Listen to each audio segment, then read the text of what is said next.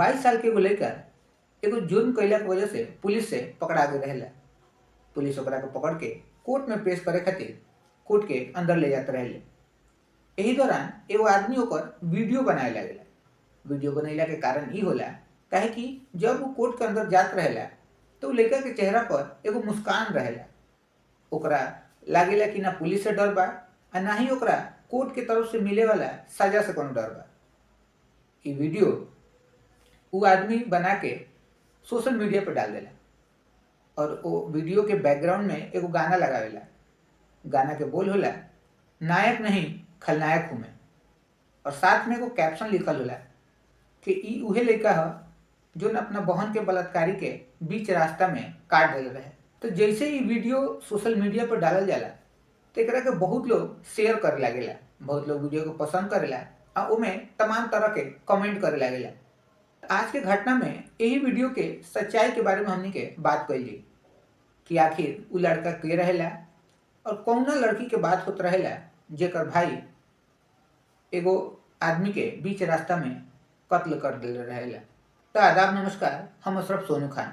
आज के जोनी सच्चा घटना बा कि पंजाब प्रदेश के कपूरथला जिला के एगो गांव पड़ेला बिशनपुर जट्टा।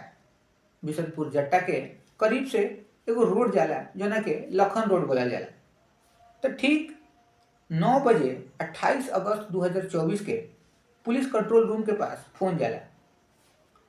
फोन में इस सूचना दिहल जाला कि लखन रोड पर एगो लाश पड़ल बा और लाश के हालत बहुत बुरा बा। ओकरा के बहुत बेदर्दी से मारल गइल बा। जैसे ही पुलिस के ई सूचना मिलेला, पुलिस तुरंत उस जगह पर पहुंच जाला। पुलिस पहुंच के लाश के पोस्टमार्टम करेले और फिर ई पता करे में जुट जाले कि आखिर ई केकर लाश है। पुलिस पूछताछ करेले कि ई आदमी कहाँ के ह और आखिर एकरा के काहे मारल गइल बा। पुलिस के जल्दी ही एगो सुराग मिल जाला। पुलिस के पता चल जाला कि जोन आदमी रहेला उ वही बिशनपुर जट्टा गांव के ही निवासी रहेला और उ एगो पेशा से मजदूर रहेला। उनकर उम्र लगभग 50 साल रहेला और उनकर नाम होला ओमकार सिंह उर्फ काकी। जैसे ही पुलिस के ई पुख्ता सबूत मिल जाला कि ई लाश ओमकार सिंह के ही ह, तो पुलिस उनकरा परिवार के सूचित करेले। पुलिस के सूचना मिलला के बाद उनकरा घरे काफ़ी रुए पीटे के माहौल हो जाला। उनकर लड़का जब घटनास्थल पे पहुँचेला तो उ ई बात के पुष्टि करेला कि हाँ ई हमार पिताजी हवन, ये ओमकार सिंह हवन। पुलिस लड़का से पूछेले कि का इनकरा मर्डर के पीछे तारा केहू पे शक बा या फिर ऐसा केहू के दुश्मनी रहे जे इनकर मर्डर कर सकता। तो ई बात तो सुनला पर लड़का दूगो नाम लेला, लवप्रीत और आकाशदीप। जब लड़का ई दूगो नाम लेला तो पुलिस पूछेला कि तू डायरेक्ट ए दो आदमी के नाम काहे लेता। तो लड़का एगो कहानी बतावेला। कहानी सुनला के बाद पुलिस के भी बहुत गुस्सा आवेला, साथ ही में वहाँ के जितना लोग रहेला ओकरा भी बहुत गुस्सा आवेला और लोग ई मने मन सोचे लागेला कि आदमी के साथ बिल्कुल ठीक भइल, एकरा के इहे सजा मिले के चाहत रहला। लेकिन एंगा पुलिस मुंह पर तो नहीं कह सकत, लेकिन ओइजा के जोन आसपास के लोग रहेला उ आपस में ई बात करे लागेला। तो पुलिस के जब दूगो नाम मिल जाला आ ओकरा पीछे ओकरा मोटिव भी लग जाला तो आकाशदीप के और लवप्रीत के पुलिस खोजे लागेले। तो तू लोग सोचत हो बोलो कि ई दूगो नाम के आखिर काहे पुलिस ढूंढेले, काहे ओमकार सिंह के लड़का ई बात बोलेला कि हमरा पापा के मर्डर में इहे दूगो नाम के हाथ बा।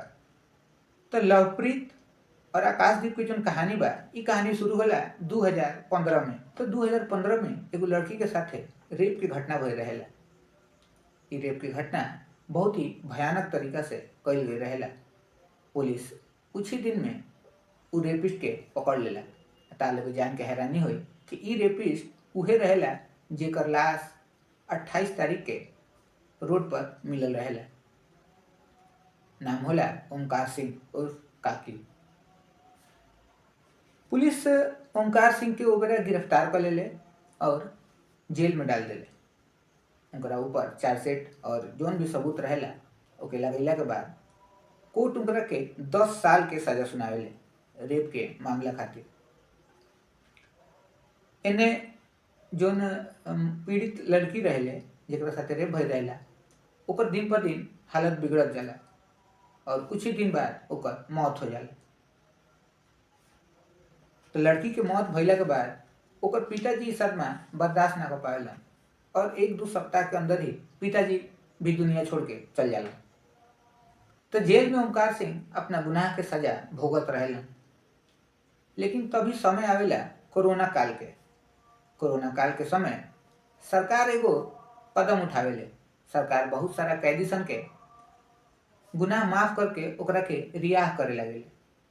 यही दौरान ओमकार सिंह के भी गुनाह माफ हो जाला और उ भी जेल से रिहा हो जाला। जौन लड़की के रेप भइल रहेला और जौन लड़की के पिताजी के भी मौत हो गई रहेला वही लड़की के एगो भाई भी होला। भाई के नाम होला लवप्रीत। तो लवप्रीत के जैसे ही पता चला कि जेकरा 10 साल के सजा भइल रहेला उ अब जेल से छूट के बाहर आवे वाला बा तो ओकर पुराना सारा याद ताजा हो जाला। साथ ही ओकरा अंदर फिर से गुस्सा फूट पड़ेला। उ सरकार के ई निर्णय से बिल्कुल खुश ना रहेला और वो ओमकार सिंह के खुद से सजा देवे के फैसला कर लेला। यही फैसला के दौरान 28 अगस्त 2024 के जब ओमकार सिंह मजदूरी करके अपना घरे वापस लौटत रहेलन तो मौका पाते ही लखन रोड के पास लवप्रीत और आकाशदीप मिल के एगो धारदार हथियार के मदद से उनकर हत्या कर देला लोग।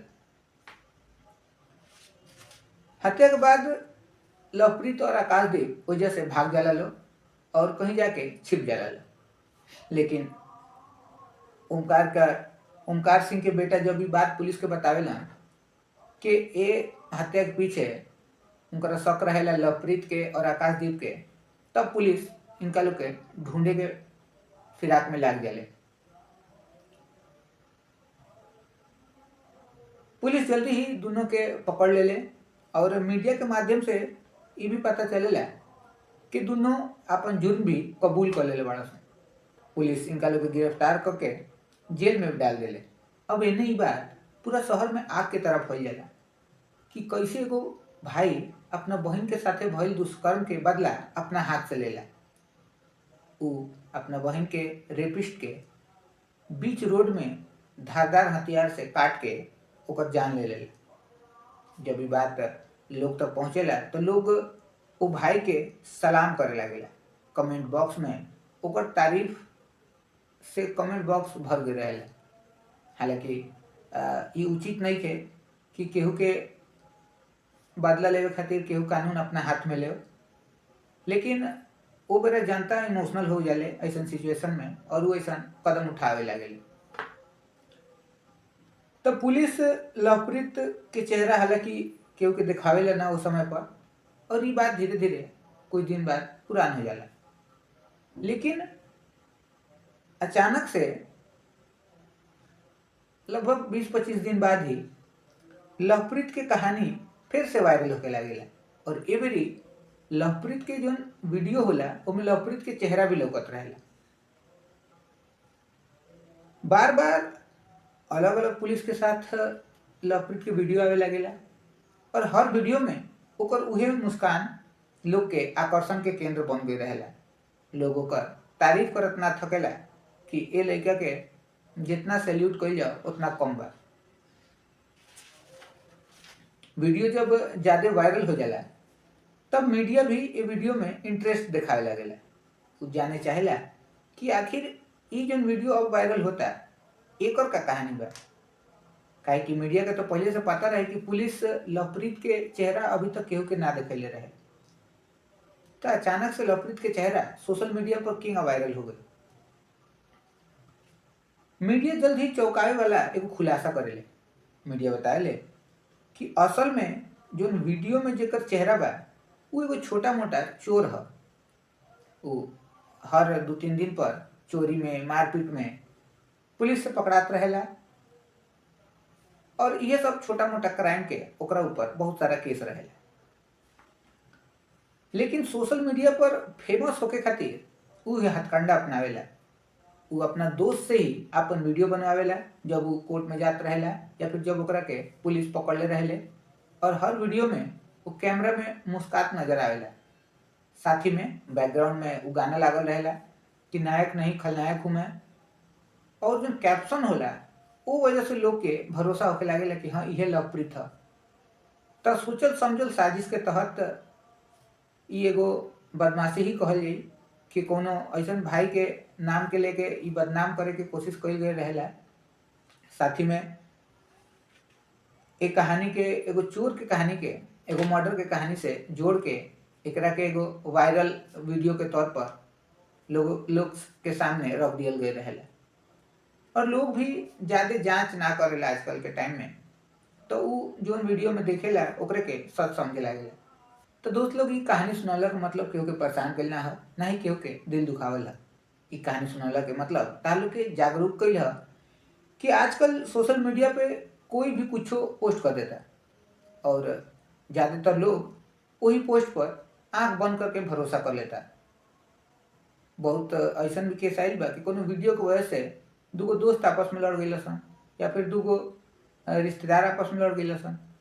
तो ये सबसे बचे के बा। कोनो भी ऐसन वीडियो के अगर तालो के शक हो तो पहले ओकर सत्यता के जांच कर लो, ओकरा के एक दू जगह चेक कर लो, तभी ओकरा पर विश्वास कर लो। तो दोस्त लोग, आज की कहानी यही जी खत्म करते नहीं। मिलनी तालो से क्राइम के नया कहानी के साथ। वीडियो देखे खातिर बहुत बहुत शुक्रिया।